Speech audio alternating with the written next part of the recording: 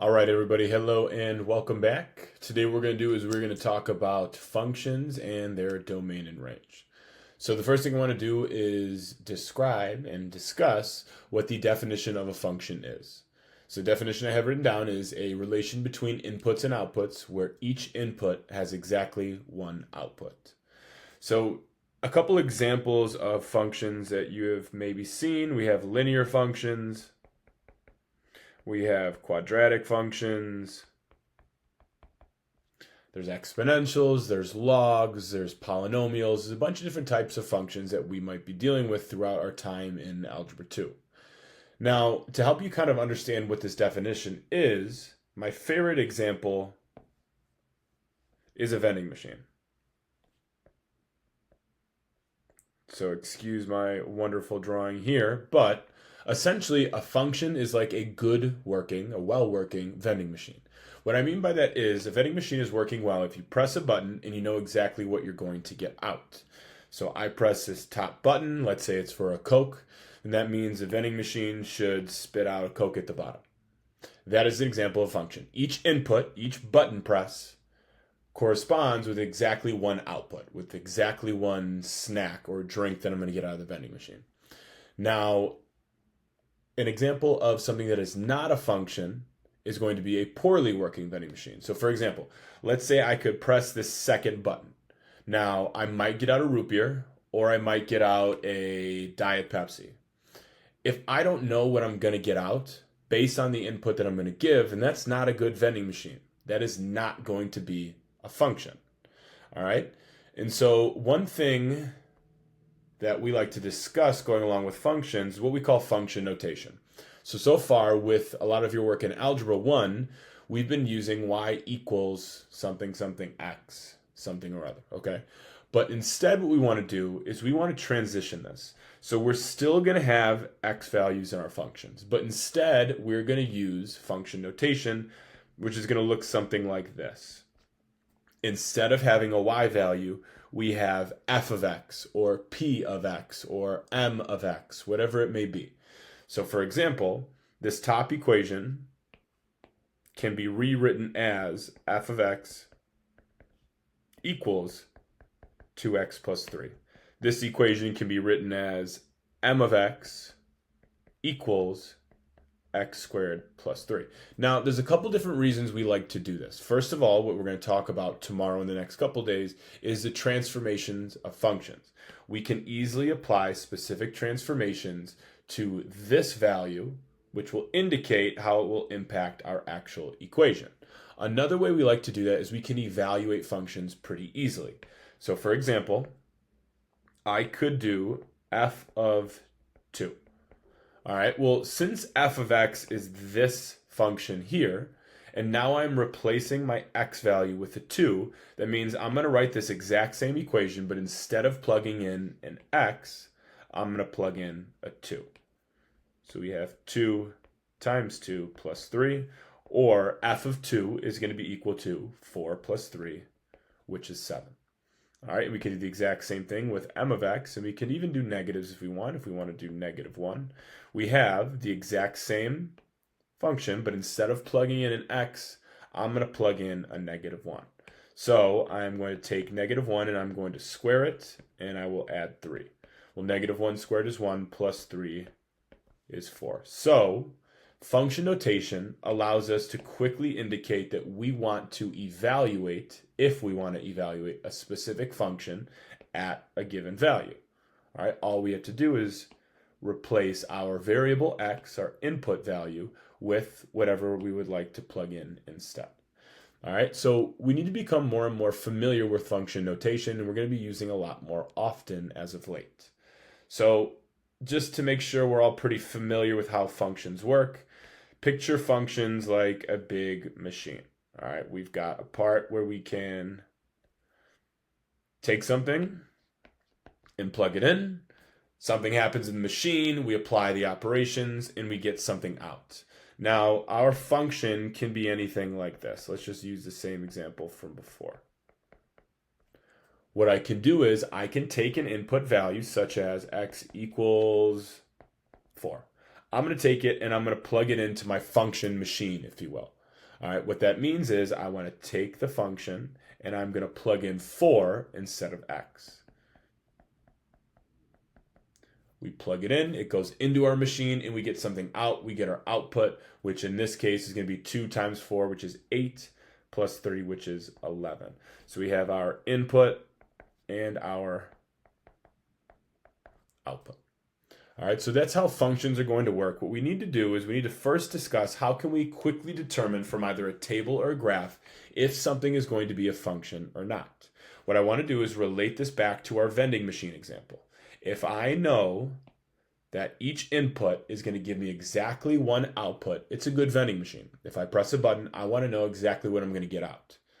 So therefore, we can use what we call our vertical line test. Now, a vertical line test means you can take a vertical line at any point and draw it straight through your function, and you are only going to intersect at one point. So for example, if I slide this line from the left to the right, I'm only ever touching my function at one point. That means at any point, I know what my input value is. Let's say this is 3, and I know exactly what I'm going to get out in output value. All right, I know that every time I plug in a value here, I'm going to get exactly one value out, and I can figure out what it is. Now, this is an example of something that is not a function. And here's why. So we've got our vertical line. All right, and in the beginning, everything's fine. I'm only intersecting at one point. But now as I move over, I start intersecting at multiple points. This correlates to a vending machine where I press a button and I don't really know what I'm going to get out. So right here, for example, you can see that we are touching at 1, 2, 3 different points. That means I might plug in the input value of 2 and I don't know what I'm going to get out. I don't know if I'm going to get out 0 or let's say 2 or let's say -3.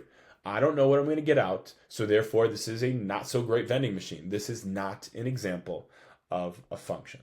All right, so it's pretty quick and easy. All you have to do is picture a vertical line or use a finger or a pencil or anything like that. Start on one side and drag from one side of the graph to the other. Now, when we're doing that, if we ever intersect at more than one point, then the relation that we have drawn is not an example of a function. Let's take a look at a few more examples. So we've got our option here. As you can see here, if I am taking my vertical line and I'm dragging it across, I only end up touching one point the entire time.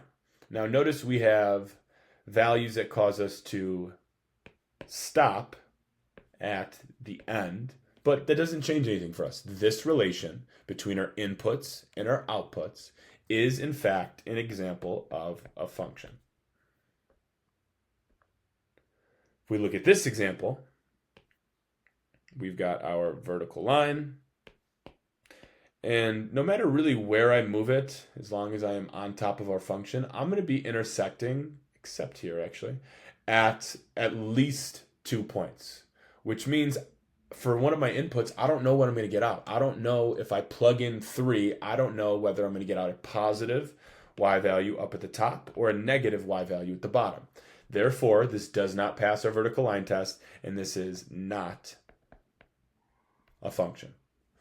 Now, different relations, don't necessarily need to be connected. We could have points all over just like this, and it actually looks like I might have erased a point here. There. So, same idea. Just because these points aren't connected doesn't mean that the relation between inputs and outputs can not be a function. Got my vertical line. As I move it across the screen, I'm intersecting once, and then all of a sudden, when x is 2, I intersect twice, but then back to 1, then back to 1, then back to 1. So although for all these other points I only intersect one time, because right here I'm intersecting twice, because for the input value of 2, I have either an output of 6 or -2, this is not an example of a function. And then we can even have examples like this, which is essentially the same as our graph over here, except the difference is I have points that are listed as a point as opposed to graph. All right, so if we take a look, let's use the same idea. Each input, in this case x value, should have exactly one output. So for example, if I plug in 2, I want to know that I am going to get out exactly one value. In this case, it is 6. Well, if you look at the other points, I don't have another 2 in there, so therefore, that first point checks out. We do the same thing with 3. If I plug in 3, I want to know exactly what I'm going to get out, and the answer is -2. Same thing with 4, and same thing with a -3. So this is, in fact, an example of a function. Now, if I were to quickly change this and make that a -3, my first point still satisfies what it takes to be a function. But then, right here, I've got an input value of -3. If I plug in -3, I could either get out -2 or I could get out 4, which tells me I don't know what I'm going to get. The same button, if you will, or input value can give me 2 different options out, which means this is an example of something that is not a function.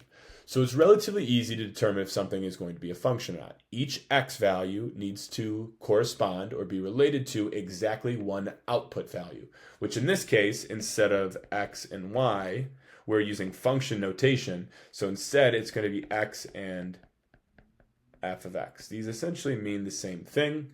But again, we like function notation for a couple different reasons that we will explore later on in our next couple activities. All right, normally what I like to do is I like to give you some time here in your groups to go ahead and list down anything you might remember about our domain and range. Let you discuss with your partners, but being that obviously this is a video, we're not going to do that. So instead, I'm just going to describe what domain and range is. The domain is how far to the left and right your function will go. I guess technically it doesn't even need to be a function. It could just be a relation. And again, just a reminder, this is an example of a relation. It's not a function because it doesn't pass our vertical line test, but it is a relation between inputs and outputs. All right, and now a range value is pretty similar. It's almost the exact same thing, except instead of talking about left and right, we're going to be talking about up and down. So it's how far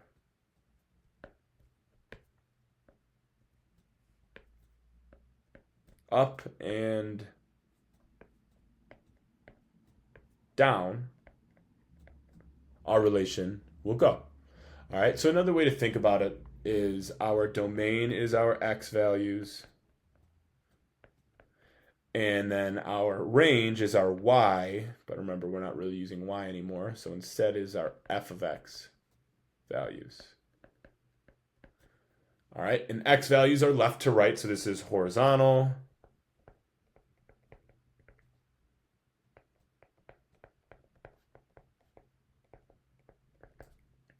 And then our range values are f of x, or our output values. So I guess I can put inputs and outputs. And therefore this is vertical. And technically it's from down to up. All right, so I'll give you an example of what that looks like. If we relate back to our first example here. All right, our domain is going to be how far to the left, the x value we are going to go, and how far to the right we are going to go. Well, as far as we look on the left side, the furthest point is this one. And this has an x value of -8. And then if we look to the right side, the furthest we go is this value, which is +10. All right, and then we can put either brackets or parentheses, which we'll talk about soon, but instead, why don't I do this in interval notation? So our x values are going to go between -8 and 10. And now, one thing I want to point out is this one has an open circle, so it is not included. And this one has a closed circle, so that means I should have a less than or equal to sign. So our domain is from -8 to 10, not including -8, but including 10.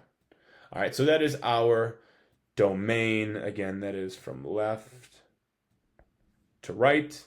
And then our range is going to be up and down. So it's top and bottom. All right, so we're going to do the same thing.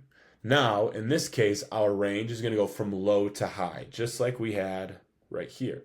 And students kind of forget which one needs to come first. I think about it like, okay, well, if someone were to ask you when you were to start work or when you're working today, you would say from 4 to 8, from 6 to 10, whatever it may be, you start with the lower value first. So in this case, the lowest y value we have on here is -6.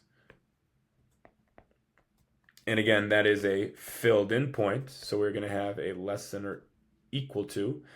And we're talking about f of x. Some people just use y here instead. It's really kind of dependent on what you are looking at.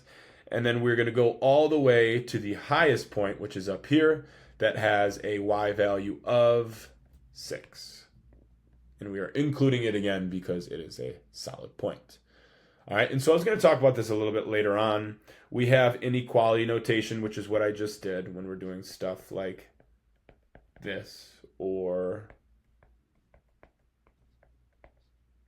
like this. But then we also have interval notation. Now, interval notation is going to be pretty similar, except we just get to list it as an interval, so we have a comma separating our values. Now, the difference is less than or greater than signs are going to be parentheses because they are not including. Now, I'm going to highlight that so we can make sure that that's a point of emphasis for us. But the equal to portions are all going to be what we call square brackets. So, in inequality notation, our domain of that last function was -8 is less than x, which is less than or equal to 10. In interval notation, we have from -8 to 10 with a parentheses on -8 and a bracket on 10. Now, we can use either one. It's really what you are most comfortable with. If we wanted to do interval notation for the range value, we have from -6 to 6. And again, both of them would be square brackets on the account of we have less than or equal to. The equal to part is what gives us a square bracket because we are including those values. So that means -6 is included in this example in our range. All right, so we can finish off a couple problems like this. Probably be easier if we do this one first. All right, so this one's a little bit different because we have arrows on either end. So let's still talk about our domain and range. Domain is going to be x values, how far to the left and how far to the right. Well, if you look, we've got an arrow over here. That arrow is not just going down, but it's also moving to the right. Sorry, to the left. That means it's going to continue left, and keep going, and keep going, and keep going, and keep going.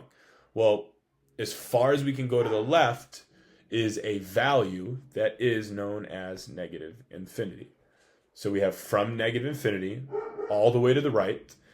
And again, on my right side, I've got an arrow. It's going up, but it is also moving to the right. So that means we're going to keep going to the right, keep going to the right, keep going to the right. All right. On our x-axis, all the way on the right side, is +infinity. So the domain for this example is from -infinity to +infinity. All right, we can talk about the range too, but the range is going to be pretty similar.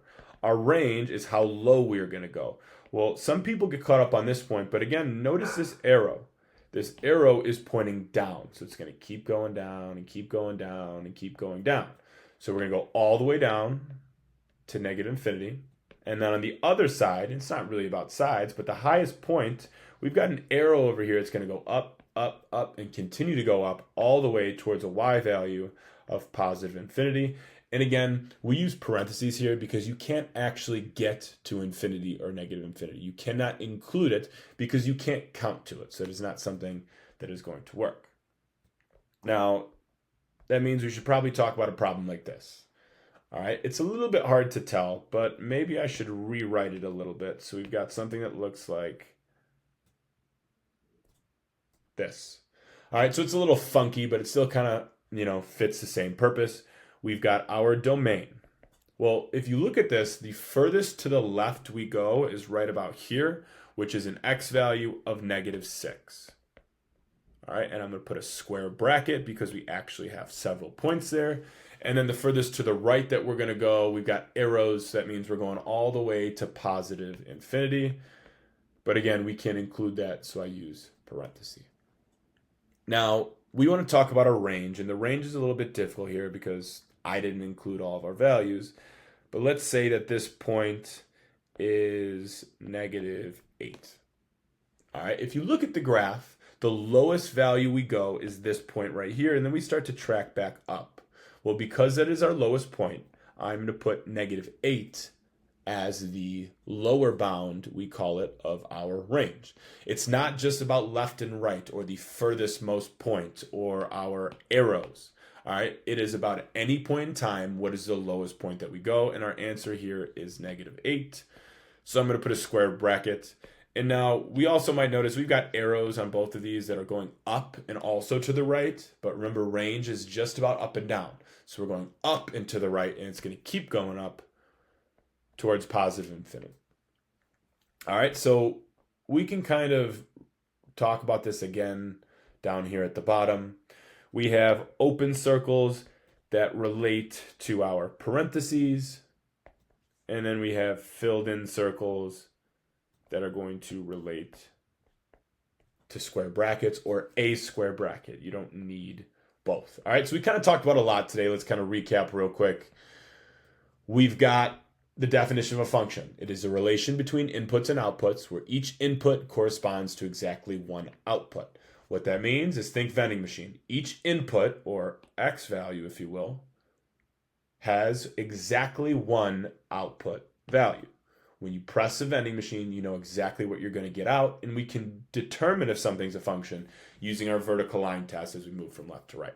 An example of something that isn't a function is a vending machine that doesn't work well. You press a button, you don't know what drink you're going to get out. That is not a good vending machine. That is not going to be an example of a function. All right, we also talked about function notation. The only difference is instead of saying y, we say f of x or m of x or really any letter. It's a notation that's going to be important. Now, it still represents our output values. It still would go in the same place of our equations, but it has different benefits that we are going to need to use later on, such as evaluating. I can figure out very quickly what I'm asked to do here, and that means take the original equation and plug in 2 instead of x. All right, lastly, we talked about our domain and range, which we've got down here. Domain is x values. How far to the left and right do I go? Remember, we start with the lowest value and then the highest, and then range is up and down. How low do we go? And then how high do we go as well? All right. Thank you for listening. And as always, if you have any questions or concerns, please feel free to reach out. All right. Thank you.